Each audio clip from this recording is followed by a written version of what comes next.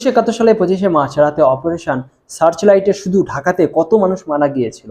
মার্কিন সাংবাদিক রবার্ট পেনের রিপোর্ট অনুসারে 7,000 মানুষকে হত্যা করা হয়েছিল সেদিন। 25শে মার্চ রাতে ঢাকা বিশ্ববিদ্যালয়ের হলগুলিতে, বিশেষত জগন্নাথ হলে, Rajarbagh, police lines, Pilkhana, EPR barrack, Shankharipatti সহ পুরান ঢাকার হিন্দু অধ্যুষিত এলাকায় পাকিস্তান আর্মির ব্রাশ ফায়ারে মেশিন গান আর গান পাউডার সেদিন সারা ঢাকার যত মানুষ মারা গেছে সেটিকে 10,000 বলে তখনকার সংবাদপত্রে ছাপা হয়েছিল। পাকিস্তান সরকার যুদ্ধের মাঝামাঝি সময় আন্তর্জাতিক মহলে নিজেদের সামরিক অভিযানকে দায়মুক্ত করতে শ্বেতপত্র প্রকাশ করে সেখানে দাবি করে 1 মার্চ থেকে 25শে মার্চ পর্যন্ত ঢাকাতে 1 লাখ মানুষ মারা গেছে, আর সেগুলো ঘটিয়েছে আওয়ামী লীগ। ঢাকায় কি পরিমাণ মানুষ তাহলে মারা গেছে কাটছাট করে আমরা অনুমান করতে পারি। বাংলাদেশের মুক্তিযুদ্ধে বধ্যভূমির সংখ্যা এখন পর্যন্ত আবিষ্কার হয়েছে 1500টি, আর যদি 10 জন করে সেখানে হত্যা করা হয় তাহলে ধরা যায় সেই সংখ্যাটি 15,000 জন হয়। এক চুকনগরে একদিনে পাকিস্তান সেনাবাহিনী মেরেছিল 10,000। পিনাকিতে আর কি দোষ দেব বলেন? ভারতের অরুন্ধতী রায় একবার বলেন, ভারতের চেয়ে পাকিস্তান সেনাবাহিনী অনেক ভালো, কারণ তাদের দেশের জনগণের উপর কখনো অস্ত্র চালায়নি। তাকে কেউ মনে করিয়ে দেয়নি 1971 সালে পাকিস্তান তাদের পূর্ব পাকিস্তানের সামরিক অভিযান চালিয়ে 30 লাখ মানুষকে হত্যা করেছিল। এই 30 লাখকে দীর্ঘদিন জামাত ইসলাম 3 লাখ বলে দাবি করেছে। শেখ মুজিব শুনতে ভুল করেছিল, 3 লাখের জায়গায় 30 লাখ শুনেছিল।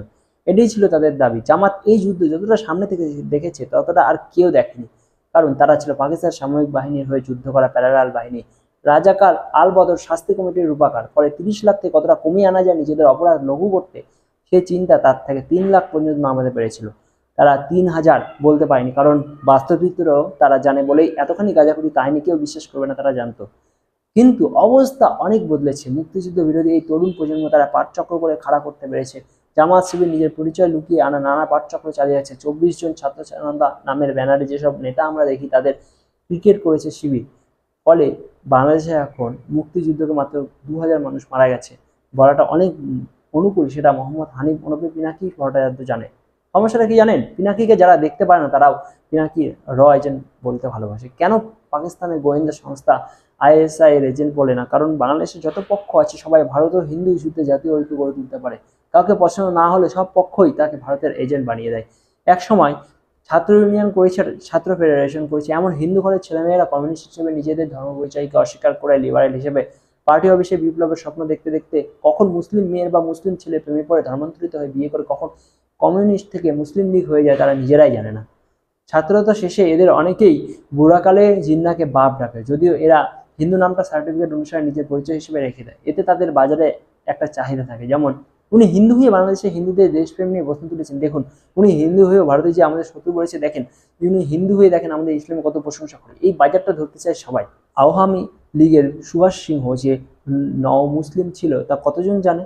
এরা আবার অন্য জিনিস। এরা আওয়ামী লীগ আমলে হিন্দুদের উপর যে কোনো হামলা নির্যাতনের সময় এখন হামলা হলে বিজেপির লাভ তত্ত্বটা সুন্দর করে ব্যবহার করতে পারে। এর ব্যাপারে আন্তর্জাতিক একটা ব্যাপার আছে। মার্কিনদের সারা বিশ্বে একটা কমিউনিস্ট উইংস আছে। এরা শ্রমিক শ্রেণীর জন্য 5 স্টার হোটেলে সেমিনার করে, এনজিও চালায়, মার্কিন সাম্রাজ্যবাদের বিরুদ্ধে পত্রিকা বের করে। তাদের আসল কাজ হচ্ছে ভারতীয় উপমহাদেশে, ভারত বাংলাদেশ ব্লকে পাকিস্তানের পক্ষে নানা রকম ঐতিহাসিক ন্যারেটিভ তৈরি করে, রাজনৈতিক প্রভাকাণ্ডা সৃষ্টি করে। মুক্তিযুদ্ধের ইতিহাসে তারা ভারত বুদ্ধিজীবী, হত্যাকারী, লুটপাটকারী, বিপ্লব ব্যাহত হয়ে গেছে এসব ইতিহাসের পুরনো আসন্ন নতুন নতুন বোতলে ভরে বাজারে আনে।